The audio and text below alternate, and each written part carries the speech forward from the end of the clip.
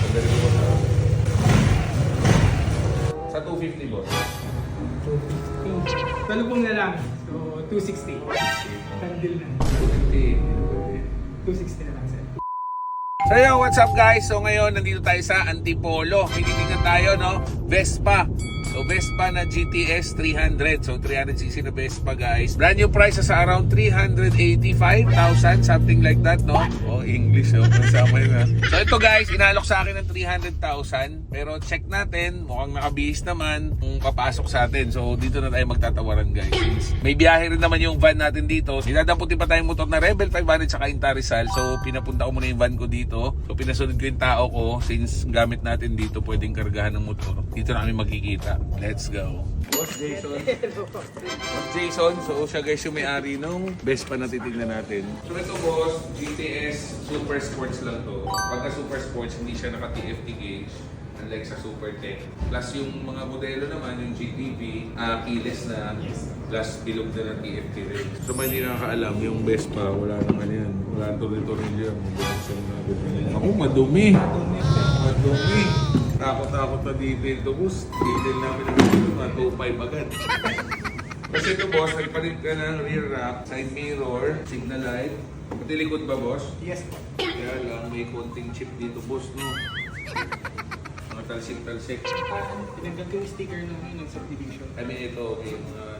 Kung naka-ox-light na, may Brembo brakes na rin. Bago yung gulong sa likod. Wow! Oo, do 12,000. May kamahal, may kataasan. Kapalit na rin yung lever. Sandali ko sa... Ginagawa ko sa construction na agad. Kampak kasi dyan, sir. Kasi tignan mo, may mga pinto-pintura ng konti. Kaya naman ito pare-up. Kaya lang sayang, original pa to. Pero wala naman siyang drop. Kano asking mo dito sa... So, sana 300. Tapos ito mo, sa resort mo to. So, ito, J5 Resort. Ito.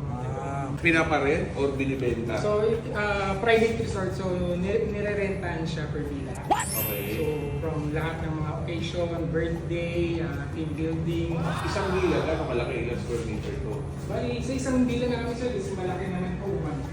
Uy, may stage yan. Parang pwedeng maganda dito. May sayaw-sayaw. Tapos ilang Floor to boss. So, second floor, dalawa, ano?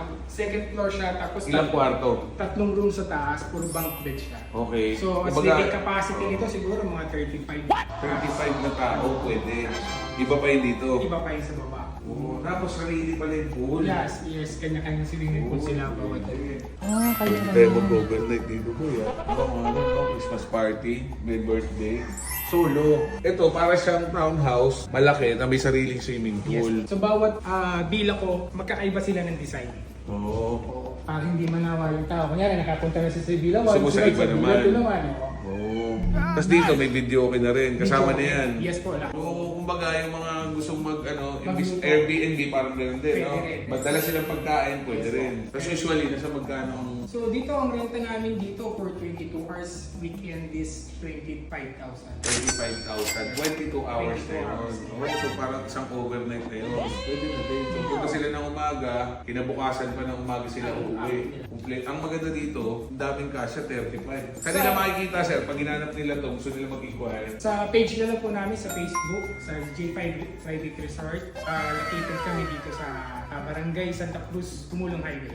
Malapit lang to guys sa may mga Cloud9. Kung familiar kayo sa Cloud9 dito sa may Antipolo, malayo na yung simbahan ng Antipolo. So dito lang siya sa bungad. Pag akyat mo lang, so nandiyan na siya banda. So gusto so mga gusto mag Yes po. gusto mag-overnight guys ha. Sir, i-promote ko na yun, baka may discount ako. Yes sir. So kung sabay-sabay may nagre-rent sa'yo, 25,000, may 125,000 kayo sa Bili lang. 125,000 every day. So yung motor, kung bibili ko ng mga 250, dalawang araw niya lang nakikita. Baka hindi ibigay sa akin. Dalawa lang yun eh. Pagka bumili ka sa mayaman guys, dalawa lang. Isang madaling kausap, isang ayaw magpatawad kasi may pera naman siya. Diba? So ito guys, may isa pang resort dito. So 5 villa to. Ito magkakaiba. Isa villa, bahay siya guys. Tapos ang pool pala nila dito dahil nasa Antipolo sila malamig. Heated. Uy, ito laki, boy. Pwede na rin bail nito eh. No?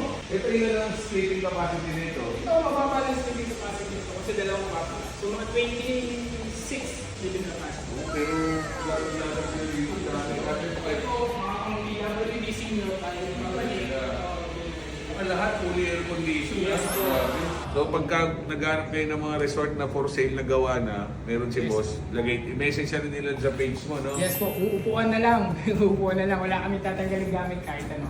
As is na. As is. Dahil na-promote kayo page si boss. Yun na. So usually boss, sa ganito, 21-year model, tawag ko sa ganito, dahil ako low auto ng sana, kahit na nga 270 kaya. Okay po. Kasi usually, bago nila 385. Although, na-consider ko naman na may accessories ka, brake lever. Tawaran ko sa'yo siguro boss mga 240. Napapanood ko to eh. Ito yung tawaran time. So, mapapanood ko lang ito. Aray So yun ko. nga sir, so, gusto ko sana 300. Siguro mga ano sir, mga 275. Oh no! Sa 250 boss. Aray ko. Pwede nga no, sa lubong na lang. So, 260. 260. Tandil na. 258. 260 na lang. Aray 260, ko. thank you. All good sa rin to, 260, 2021-year model. So, kompleto naman to guys. ORCR dito sale. So, all good sa kami. So guys, natin na kami ha. Pasyalan niyo yung resort nila. Yes, Boss dito, G5 Resort Antipolo. po. Boss, thank you ulit. Thank you.